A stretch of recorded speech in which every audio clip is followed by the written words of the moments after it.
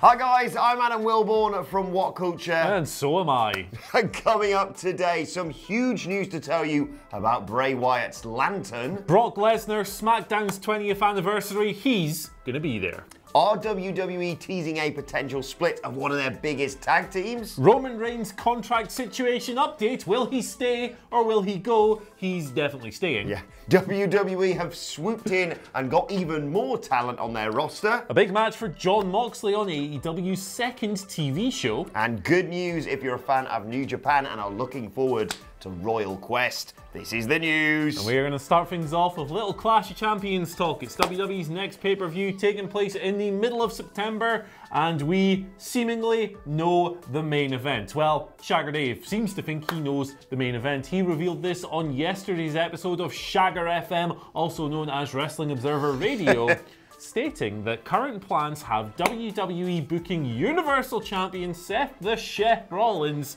to defend his belt against Braun Strowman. Now, Dave notes that there's no word on whether or not this will involve Braun turning heel to feud with him, but we did see kind of some seeds being sown on this week's Raw. We saw Braun run off a bunch of heels, saving Rollins and Ricochet from a crazy beatdown and standing tall at the end of the show. It was a real cool moment. I thought really good stuff all around. And yeah, looks like they're going to somehow build that into a feud. Got mixed emotions about this one because I think it's going to be good for Seth Rollins to defeat another monster, if that is the case at least, or potentially for Braun Strowman to finally win that Universal Championship. Yeah. But I feel like they've just rehabilitated him from his Dogs of War bollocks that they went through towards the end of last year.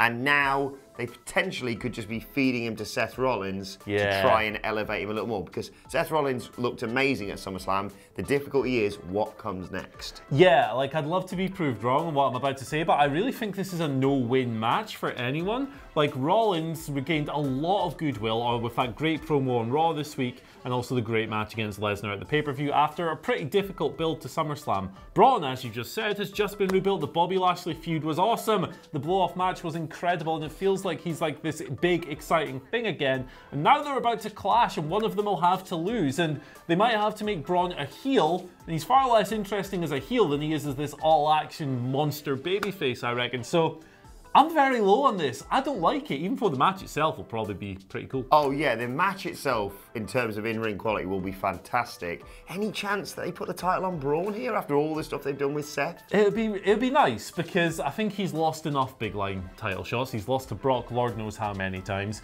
and he's probably due a shot with the big red belt, I'd say. Like, I think he'd be a good champion as well. But this maybe isn't the moment. Like, Seth has, like I said, just got him back there. Yeah, he's back. Like, he's having good matches, and like the character seems to have realigned himself after the past couple of months of ickiness. I'd like to see Strowman as the champion at some point, and I think it should have probably happened already, but I don't think this is the right spot. Now, let's move on now, though, and talk about Bray Wyatt's lantern, one of the highlights of his just phenomenal entrance and match at SummerSlam, of course, as The Fiend this year. A lot of speculation subsequently online because WWE appeared to have cut any reference to that weird head, eyes stitched together, light in the mouth lantern that he had, obviously symbolising the old Bray Wyatt that he carried to the ring at SummerSlam. But change of plan now. Brian Alvarez has noted on Wrestling Observer Radio that he's reached out to multiple sources and they said that they aren't going to be dropping that lantern, which is good news. And furthermore, it's also going to be part of the merchandise. It's going to be part of Wyatt's upcoming Mattel action figure for The Fiend, and there's going to be looking for more merchandise opportunities, as you would expect, after those Firefly Funhouse boxes things that they were selling sold out like that. Yeah, in a couple of hours or something. Good news, I love that lantern. It was one of the coolest things about the entrance. They really nailed the whole presentation. The music ruled, the attire obviously, the Fireflies were back, the camera work was really all over the place and shaky, created a real uneasy atmosphere, and I think that lantern was the crowning glory for me. Yeah, I can almost understand partially why WWE thought for a split second, oh, maybe we need to get rid of that, because it was bloody terrifying. Yeah. But then everything about The Fiend is so just go along with it, and I think that is a key part of this character now. Yeah, it's awesome. I would love a replica of that, actually. Yeah. I'm not going to buy one because it'll probably cost like $300 for no reason, but you know, be cool. Imagine that, just someone pops around for dinner. Just mood lighting and a big Bray Wyatt lantern in the centre of the table. Dark one out there, boys. Got to keep bright. Should we talk about SmackDown? Let's do that. Yeah. Let's do that. The October 4th episode, shaping up to be a big one. It is, of course, the first episode broadcasting live on a Friday night on Fox. Big money TV deal kicking in. It's also going to be something of a 20th anniversary celebration. And what we know now, today, big news update coming from the Staples Center, the venue themselves. Brock Lesnar is going to be in the house. They also note that every major superstar from Raw and SmackDown will be there for the celebration. So we can probably expect a big old extravaganza with way too many people to get on the 2-hour TV show. But it could be fun. You know, WWE have spoken previously about bringing the big guns in to make this feel like a big league show compared to the other promotions, which are apparently the minor leagues. So, of course, Brock's going to be there. It's going to be really cool. Wouldn't be surprised if Ronda Rousey showed up as well. Yeah, expect them to cram this show full of stars. I think The Undertaker hasn't officially been announced, but is all over all the promotional material. The likes of Ric Flair and Sting have been mentioned along with it, but it makes more sense than anyone to make sure Brock Lesnar is there because he always guarantees eyes on the product. Absolutely. He's the biggest special attraction they have left that can still wrestle to like a really high standard. So get him in. Who would you like to see on that anniversary special on the first show on Fox, and what would you see like him do? What would you see like him do? Yeah, it's early, isn't it?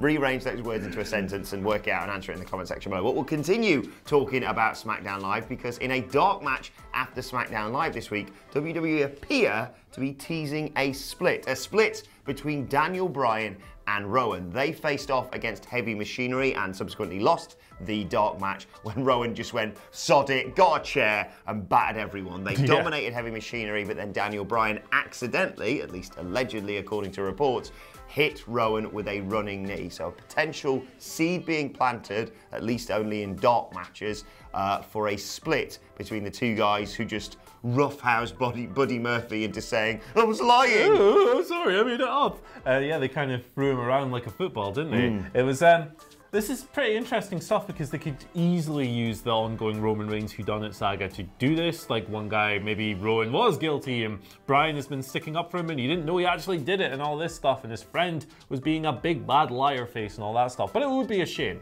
Because I think Rowan works really well as this enforcer character for Bryan, and they're a really cool tag team as well. Like the matches have been really quite great, and if they are going to be involved in the whodunit storyline, you kind of need as many bodies around them as possible for sort of Roman Reigns to run through. To power through, yeah. So like next week we'll probably be telling because Bryan has conducted his own investigation and he's promised to reveal who the culprit was on next week's SmackDown. We might learn a lot more about this story then.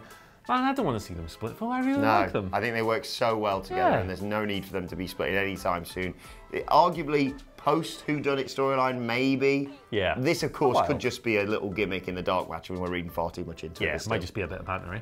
Anyway, let's move on to Roman Reigns. Speaking of the big dog, he has apparently signed a new 5-year deal with WWE. Well, not 5-year deal. We don't actually know how long it is. You wanted to do it 5 years. I've just made that up. Hey! But he has signed a What is this, WrestleMode? What's the other guy? Brad Shepherd. There we go. What has happened? He has signed a new deal in the past few weeks. I've totally lost my train of thought here.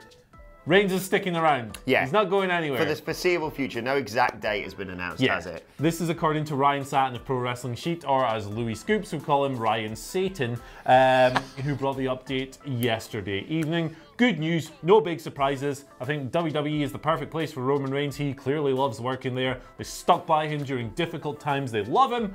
And I love him as well. I'm happy for him. Yeah, no shocker here, but it's just a nice thing. He's had such a rough 12 months, of course, and he's come out the back of it doing, obviously, physically phenomenally better, but also in terms of crowd reaction, just doing really great stuff. And WWE are booking him fantastically well. Exciting times ahead for Roman Reigns. How good was last night's match for Buddy? Backflip. I mean, he should just... I feel bad because I watched it and went, he should just run through loads of like former cruiserweights because they can just bump like crazy for him. Just murder them all. But really, really enjoyed that match. Let's move on and tell you about a new signing for WWE though. Santana Garrett, according to Squared Circle Sirens, has officially signed with WWE. You may know her as Brittany from Impact Wrestling. I think she's also a former NWA Women's Champion. Good signing. Yeah, it seems like a smart pickup. WWE have used her, I think, in several like NXT enhancement slots in the past. Very good wrestler, very slick, very clean. Should be a good fit for the Performance Center and their growing ranks. Yeah, they are sweeping up talent, and it can only be a good thing in terms of the women's division for them, because it's growing and growing. We're getting better and better women coming up through NXT, and of course the main roster is flourishing as a result. Absolutely booming. And speaking of booming, AEW, they're readying themselves for TV. They've now announced a big match for their second TV show, which takes place in Boston, Massachusetts. Boston. Pat McCad and have a yard. Awful accent. But this match shouldn't be awful. It's the 9th of October. It is Jon Moxley against Shawn Spears. Oh! Really interesting stuff. Spears, of course, is currently set to take on Cody at All Out at the end of this month. Big heated rivalry there, all kinds of great stuff going on with the steel chair and the good hand and the Tully Blanchard. It's really cool. And then, of course, on that show, the most anticipated match of all is Moxley versus Kenny Omega. So it'll be really interesting to see what direction those characters take after those big matches. And I think that'll be a cool one, because we haven't really seen what Shawn Spears can do between the ropes since leaving WWE, unless you've been watching all those indie matches, in which case I salute you. Obviously, All Out will be a big test against Cody, but I'm really excited to see what Shawn Spears can do between the ropes, you know, because Ty Dillinger was a fun character and all this stuff, but you got to ask, you know, the cynical take is maybe that was just a gimmick, and maybe he is just the good hand. I certainly hope he isn't. I think we're going to be blown away by this. I think it's going to be a really good match. Very interesting that in the second week of AEW television, they're going, here's two former WWE guys. Watch us book them far better than they were booked in WWE. Ever. Yeah, I mean, they're doing great stuff, AEW, in terms of not only, obviously, All Out looks incredible, but looking ahead, planning for when they go on TV and already stacking it. So it's not just, oh, big show week one and then just back to normality after that. They're trying to get eyes on the product, and more importantly than that, keep eyes on the product. Yeah. But continuing the discussions around that mad weekend at the end of August, not only have we got NXT UK and All Out, there is Royal Quest, New Japan's Royal Quest, of course, taking place here in, well, not here in England, but in London, not here in Newcastle. But it's some good news to find out today about that. It's been announced that Fight TV will be airing it on Saturday, August 31st. It's going to start at 5:30 p.m. UK time. That's 12:30 p.m. Eastern. And no, 12:30 p.m. Thingamabob. Times. Lunchtime, basically, in America. My timings are all over the place here. But that card looks amazing. You've obviously got Okada versus Suzuki, Zack Sabre Jr. versus Tanahashi, Ishii against Kenta. The list goes on. But great news if you're a fan of that and are wanting to watch it wherever you are in the world. And that gives me a chance to plug the fact that that is going to be a busy day in the WhatCulture office. It is. We will be live streaming not only NXT UK and Royal Quest, I mean, us watching it, reactions I should say, not live streaming it, we'd get taken down for that, but also a live stream reactions of All Out. So clear your diary basically on Saturday the 31st, because we have. It's going to be ridiculous, isn't it? It's going to be a great day. It's all of the wrestling. It's the most exciting wrestling day of the year, personally, I think. Like, obviously this weekend we had loads of great shows, 2 G1 climaxes, a takeover, a SummerSlam. This, from an in-ring standpoint, might be even better. Looks very exciting. Very good. So make sure you join us for that. Right, let's move on to your Twitter questions at WhatCulture WWE, of course, if you want to get in touch. First question comes from Matt from New Zealand. He says, what do you predict as the main event title match at Survivor Series? Can you see, and also, can you see Finn joining the OC upon return and competing with them in a traditional Survivor Series match? And how soon till Sasha's hype dies down? Yes, I can absolutely see Finn Balor joining the OC. I think it's a very natural move for him. The mainline title program at Survivor Series. I think Seth Rollins, Steph the Chef, will still be cooking at that point. As far as the potential challenger goes, it's kind of hard to tell them. Well, would you just have Seth versus Kofi?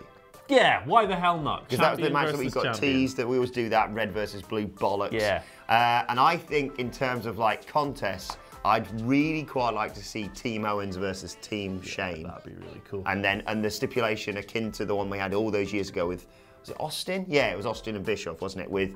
But this time just telling Shane to see you later at the end of it all. How long till Sasha Banks' hype dies down? Not a while, a long time, I reckon. Yeah, I think so. I'm gonna be faithful in WWE and say they'll do a good job. Second question today comes from Julie Bean, who came to our live show. We're in New York, Stand Up New York.